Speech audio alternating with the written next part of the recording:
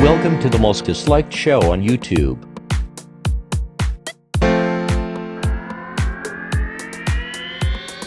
Bernie Sanders went on The View recently. I have not seen this segment myself. We're going to comment on it, and we're doing everything that we can to get him elected. Unfortunately, I feel like we're having the opposite effect. If anybody actually watched this channel, I think we would be hurting Bernie drastically, but because people don't watch this channel, I think he still has a chance. Wow, you are still popular. You're a bit of a rock star, Bernie. Well, you don't want to hear me sing. That's No, for I sure. don't. I don't. Was that an option? No. So you've decided to run again in 2020 for president. Although, not for nothing, you came in close last time, but you didn't win the nomination. Let us go over history a little. So tell me one thing you're going to do differently this time to win the nomination. We began this campaign after 1 week with 1 million volunteers. Right. 1 million in every state in this country.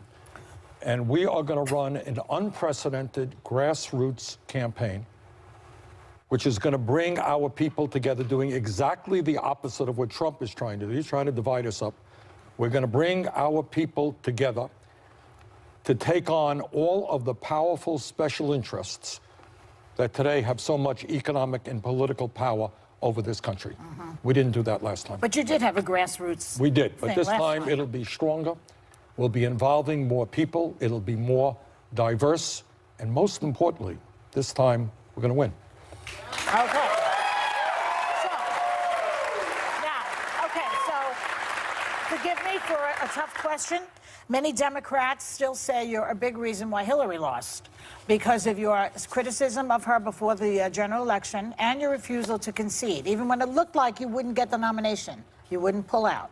How do you answer claims that you splintered the party and put Trump in the White House, and God forbid you could do it again in 2020? Well, those criticisms come from our political opponents, all right? And the answer is that I knocked my brains out working to get Hillary Clinton elected president. I went all over this country. We got a letter someplace from Hillary Clinton thanking me for what we did. Furthermore, because we ended up in the primary process winning more votes from young people than Clinton and Trump combined, we brought a lot of young people into the political process. Right. And you're seeing the results of that in the 2018 election, where so many young people got elected. So why were you so reluctant to quit when she got the nomination? Well, what I did was sit down with her and work on a progressive agenda, which has become the agenda not only of the Democratic Party, but of the United States of America. Let me tell you about our 2016 campaign. During the campaign when I was here, we talked about raising the minimum wage to a living wage, $15 an hour. People thought it was a radical and crazy idea. Today, 5 states have already done it. We talked about making public... Right. We talked about making public colleges and universities tuition-free and substantially reducing student debt. Well, they're doing that all over the country.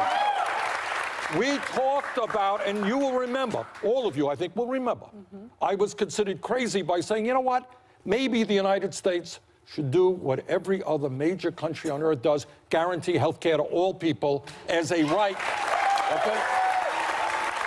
So that was what this 2016 campaign was about. We took on the Democratic establishment. Guess what? Democratic establishment is still fighting us. Republican establishment is fighting us. Big money interests are fighting us. That's what happens when you wage a political revolution. But the American people want those 3 things. They want that. Absolutely, and more, and more. And that was actually my question for you. But those ideas made you stand out then, for good or for bad. But now they don't seem so radical. Now what makes you stand out among the crowd? Well, it's a good question. I think the answer is, you're welcome. In fact, a brilliant question. Thank you, thank you. I think, look, in the Democratic primary, I'm running against some really good people, many of them my personal friends, okay? So I'm not here to denigrate any of them. But I hope that voters might want to look at, A, who was there first. You know, it's one thing to say, hey, I support Medicare for all. It's another thing to say it when you got the whole establishment saying that's a crazy idea. In 1999, we took on the pharmaceutical industry. Everybody here knows, correct? Pharmaceutical industry is ripping off the American people, forcing us to pay the highest prices in the world.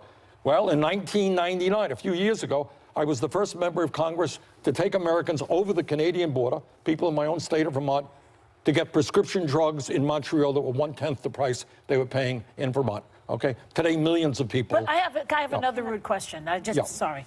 Here's the rude question. You started it all. You were brilliant. I agree. I loved you in the last go-round. You don't love me anymore? I do. I still love you. Apologies Her to your dog wife is who's named sitting Bernie. I named my dog after you. That's really love. But what I'm saying is, yes, you came up with all these brilliant ideas. What do you say to people who say, okay, Bernie, and I'm your same age as you. You look much younger. I do, but I do. What do you say to people? You're too old. Let the younger person now take the mantle. Look, I think we should judge people on the totality of their lives. They could say that about you. Yeah.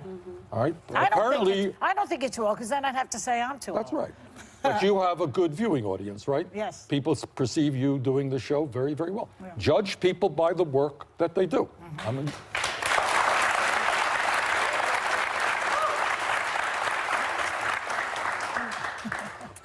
What do you think Hillary did wrong to lose to someone like Trump? you know, I'm not enthusiastically going back to 2016. But I think in some ways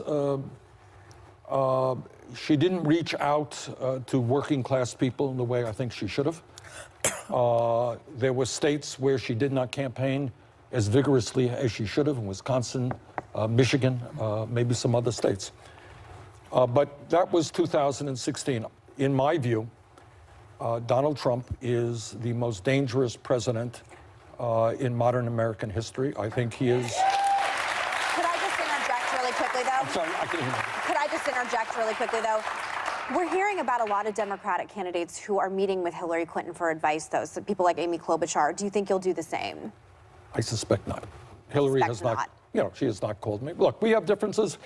You know, Hillary has played a very important role in modern American politics. Yeah. But you're not interested in any advice from her? I think not. We have, look, we have. You think not? Look, you know, I think every Democrat is going to come together. And let me say what I've said before. I hope to be the Democratic nominee and have the support of the whole Democratic Party behind me. If I am not, and somebody else is, I will support that candidate. Because what's most important is that Trump be defeated. But, you know, Hillary and I have fundamental, you know, fundamental differences, and that's It does seem like the president wants to run against you, though. He calls you Crazy Bernie. He thinks it could be an easy win for him, that you would not capture the middle of the country enough. I'm not so sure, Abby. I'm not so sure. I think that he knows that in states like Michigan, in Wisconsin, states that he won, I don't think he thinks that he will defeat me. So I'm not so sure that that's correct. I think the agenda... He's scared of you? He should be. He should be. He should be. I think the agenda that we are talking about is basically saying that in a nation which has such massive income and wealth inequality, you got 3 people who own more wealth than the bottom half of America. Yeah. All right? We can do so much more as a nation. It's not only health care for all, it's not only making public colleges and universities tuition free. We have a dysfunctional child care system. Yes. You're a working parent in New York or in Vermont. How are you going to pay $20,000 or $30,000 a year for child care? You can't. So we have got to make sure that we have quality, affordable child care. Right. There are senior citizens in this country. We don't talk about this enough. Bernie, Oh, yeah. we have to pay for you, so we'll be right back. Please remember to subscribe and hit the dislike button at the bottom of the page.